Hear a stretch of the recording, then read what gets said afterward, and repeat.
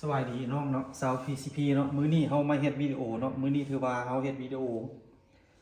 ส่งเครื่องให้ลูกค้าเนาะลูกค้าเพิ่นได้สั่งนำเฮาตัวนี้เป็น MC เนาะ MC ตัวนี้เนาะลูกจะเป็นวาล์วปรับในเนาะวาล์วแซกพันถังจะเป็นถังก้นมนเนาะลูกค้าเพิ่นสั่งประกอบเล้าถือว่าเป็นเล้าเนาะตัวนี้เป็นเล้า XM8 เนาะกล้องเป็นกล้อง Recovery ลูกค้าเพิ่นสั่งเนาะแล้วก็มีสูบเนาะถือว่าลูกค้าเป็นสั่งครบสุดเก็บเสียงถือว่าเป็นดำเทคสีดำเนาะ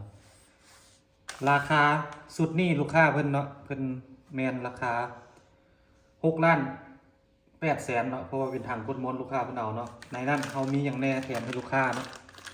ถือว่าเขาจะมีชุดซ่อมเนาะถือว่าแถมให้ลูกค้าเนาะในแล้วก็มีไดโมลูกปืนกับหนึ่งเนาะถือว่าราคาครบสุดพร้อมยิงถือว่าจะมีสูบมีกล้อง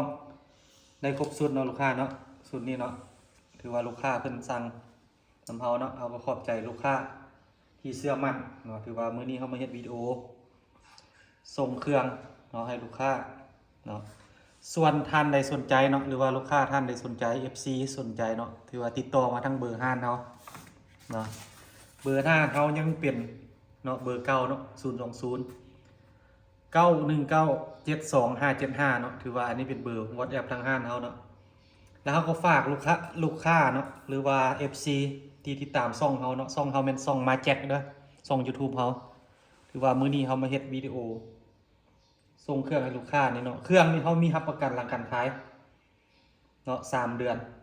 ถือว่าเรานี่เฮารับประกันกลุ่มให้50 เมตรถ้าลูกค้าเอาไปแล้วกลุ่มบ่ได้แมนเขาจะเปลี่ยนเราใหม่ให้เนาะเพราะว่าลูกค้าเพิ่น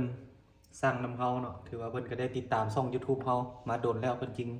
เชื่อมั่นแล้วก็สั่งนำเฮาแล้วเขาก็ฝากทางลูกค้าใหม่เนาะที่ว่าต้องการสั่งเครื่องเนาะแล้วเขาก็จะเว้าเติมเกี่ยวกับการฝากเครื่องของเฮาทางห้านเฮาฝากเครื่องเนาะเฉพาะลูกค้าตั้งแข็งแม่นเขาจะฝากทางรถเนาะเขาฝากทางรถเขาแจ้งเบอร์โทรเจ้าของรถป้ายรถ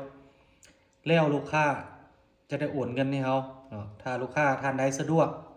มารับเครื่องอยู่นครหลวงแม่นสามารถกวดเครื่องก่อนจ่ายเงินได้เนาะเฉพาะนัดรับเครื่องอยู่นครหลวงแล้วเขาจะเว้าย้ำเติมเนาะ